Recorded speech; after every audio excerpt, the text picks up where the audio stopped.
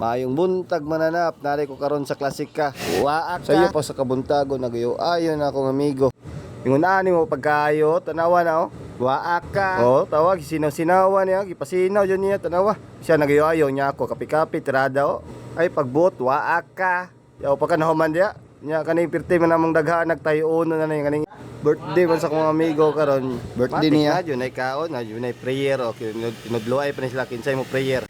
Nya wa may mo prayer, diretso na lang panguros ni. Nya kaning isa ni Hukad oh, diet man ni mo ni naguna-una. Mo ni nagdiet naguna-una.